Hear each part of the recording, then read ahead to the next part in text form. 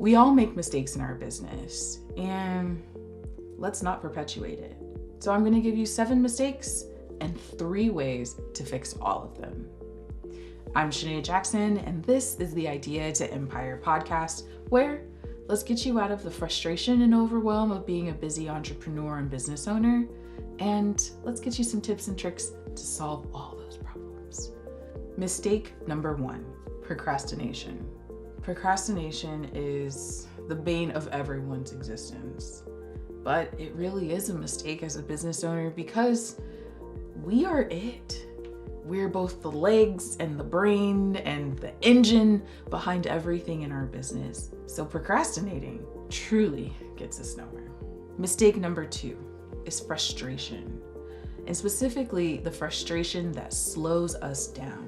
Again, we're the engine behind our business. We're the brain, we're the legs, we're all these pieces. And so when we get frustrated, it means that we're slowed down by, oh, that was a mistake, or that was stupid, or oh, I shouldn't have done that. Frustration is a mistake. And I'm not saying that it can't be fixed, because remember, stay till the end. I got 3 ways for you to fix it. Mistake number 3, comparing. We all want to be amazing at running our businesses. We just want to be successful. I mean, at least I hope so. I hope that's part of the reason why you're coming to me for tips and tricks and advice. I want a successful business, you want a successful business, but when we compare ourselves to others, it doesn't do us not a lick of good. If anything, it adds to the frustration. It adds to the procrastination from mistakes 1 and 2. Comparing yourself is absolutely a mistake that we need to avoid as much as we possibly can. And granted, I know we're all human and we want to do the best we can, and there's probably a little bit of competitiveness that's going along with this as well, but do your best to not compare yourself to those in your industry, those competitors that, feel like they're doing amazing things that you're not doing. Trust me, you're much better than you think you are first, and they are not as amazing or great as you think they are. It's sort of like being on social media, where you see all these amazing vacations, and then you've noticed that for them to get that perfect picture, they basically had to hang themselves upside down to be able to get that picture done. It's not as pretty as it seems. So comparing yourself means that you're comparing yourself to the end product, not what it actually is and what it actually looks like. Mistake number 4, ignoring feedback. You need feedback from your customers, you need feedback from your mentors, you need feedback from your trusted advisors, you need feedback from yourself. Taking that time to gather feedback to understand, where did you hit, where did you miss? Those are all important pieces to being an excellent business owner who doesn't compare, who doesn't get frustrated, who doesn't procrastinate. Feedback is important because it gives us a metric to understand how successful were we in delivering that product, in their experience with it, in sort of the optics, right? Because we compare ourselves to the optics of others. So we need to make sure that the optics for our stuff looks just as good, if not better. So feedback is important at a bunch of different levels so that we can improve. And the goal is for all of the offers that we ever give to any client or customer is that we're improving. I mean, we're not going to be perfect right away. So that's where feedback comes in. Let's get ourselves as close to perfect, or as close to great, or as close to awesome as we possibly can. And that means that our iterations, and we don't mind testing, it means that our iterations will need to continue to improve. Mistake number 5, failing to plan. Isn't it what they say? You fail to plan, so therefore you plan to fail. We don't want to be planning to fail in our business. So we're going to not be those people who fail to plan, or something like that. You get what I mean. What our goal is we want to be planners in our business. Being planners in our business means that we are not going to compare ourselves to others. We're not going to get frustrated. We're going to do less procrastination because we have a plan. We know what to execute on. We don't have to think so much and we don't have to get ideas and inspiration from others. We already know where we're going. We have a yellow brick road. So what would happen if you planned?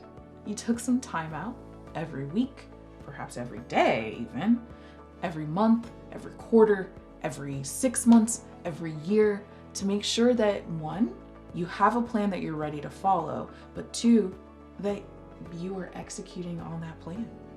Just think about how much further you can push your business so that you can have the most excellent year, the most excellent 5 years, the most excellent 10 years, because you have a plan of where you want to be at any given set of time, and you don't have to worry about what everyone else is doing.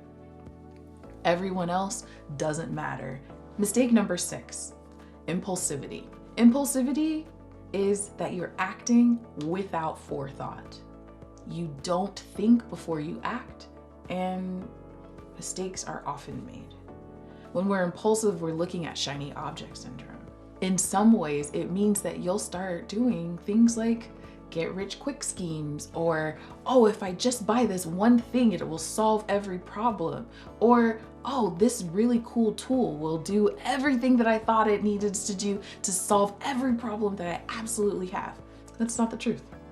Impulsivity is absolutely a detriment to our business. And the goal is that if you have forethought in what steps you need to take every day, every week, every month, every quarter, every 6 months, every year to move your business forward, there's no need for impulsivity.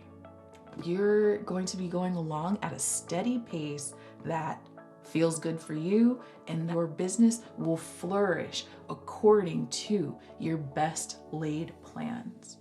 So the final mistake, mistake 7, mismanaging finances. Finances. Do you know what your cash flow is like? Do you know what your expenses are like? What's your profit ratios? What's your revenues looking like?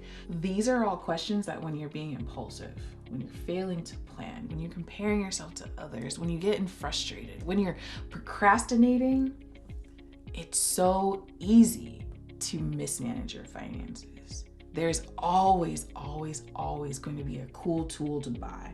There's always going to be that guru who you want to invest in, who's going to pour into you and solve every business problem that you've ever had. There's always going to be something or someone that's going to blow your business out of the water. You're going to go into the stratosphere of amazing. But if you're not careful, that means that you can easily mismanage your finances. If you're not looking at your finances on a regular basis, ideally monthly, but I'll take quarterly as well, because sometimes finances are scary. If you're not looking at your finances on a regular basis and then just whipping out that card and saying, yes, I'm going to do that, and yes, I want that, and yes, I need that, and then you look at what your expenditure to be able to run your business on an annual basis looks like, what's going to happen if it takes you $100,000 to run your business, but you only make $125,000? That doesn't make sense. When you mismanage your finances, it means that you're feeling impulsive, that you've failed to plan, that you are comparing yourself to others, that you have missed your priorities.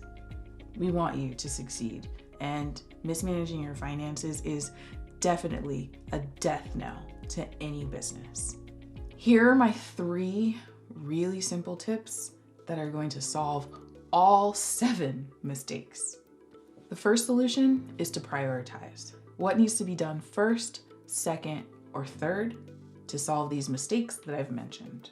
What would happen if you took the time that you needed to figure out how are you going to go about moving your business forward?